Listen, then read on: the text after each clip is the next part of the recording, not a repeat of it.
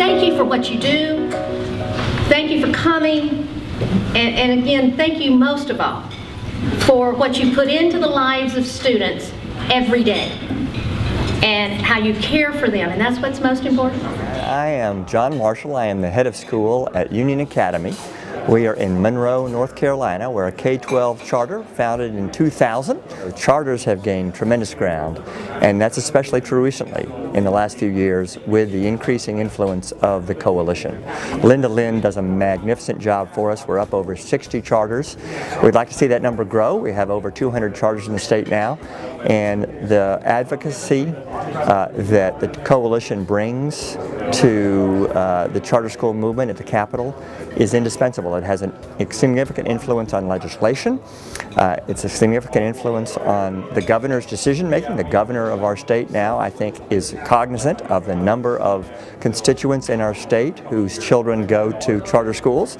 So most decisions that are made in education now, the charter school sphere is represented by the governor, and I think we were very influential actually in the last series of elections.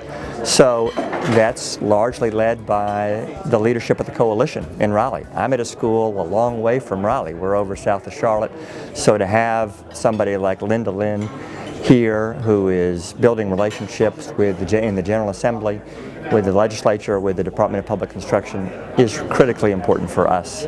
And we are passionate about charter schools, and the coalition is doing good things for charters in our state. I'm Cheryl Turner, and I'm from Sugar Creek Charter School. We are a K-12. We have just under 1,800 students. We've been in existence 22 years. I've been there 21. And we have a very specific mission. Our mission is to eradicate generational poverty in the lives of our students. The coalition is critical. I actually have been involved in charters in North Carolina since day one. I opened Rocky Mount Charter in 1997. I was there for 4 years as the assistant director before I went to Sugar Creek in their second year. And in those early days, first of all, nobody knew who we were. We were literally 3 years in, and somebody called me up one day and said, "You've not taken the EOGs." I was like, "What's the EOGs?" And they were like, no, you can come to Raleigh, get these tests, you must give this test. I mean, nobody knew who we were or what we were doing.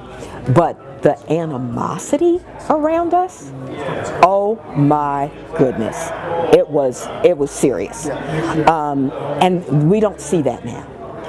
Particularly at the school level. I still at the district level there may be some, but at the school level, principal to principal, we don't see that. And you can call any principal and they talk to you like you're a principal. That was not what life was like.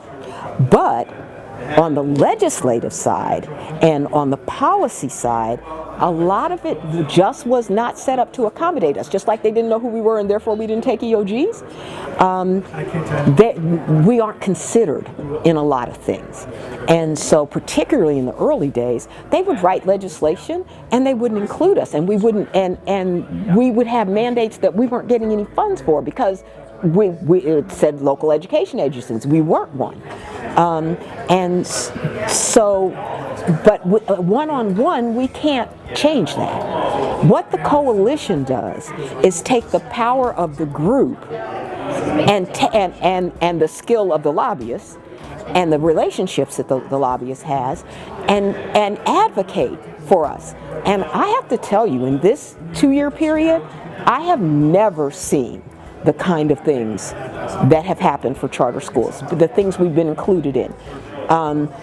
I can remember back when the lawsuits that Richard Vinroot did over the funding, they call that Sugar Creek because we were the first ones that he sued for, and that's how we had to approach things, and that only and it creates more animosity. There was no need for that. This way, we are part of the political process, and we're included, and you can't beat that with a stick. The coalition's the best thing that has happened to charter schools in North Carolina in the 20-some years I've been here.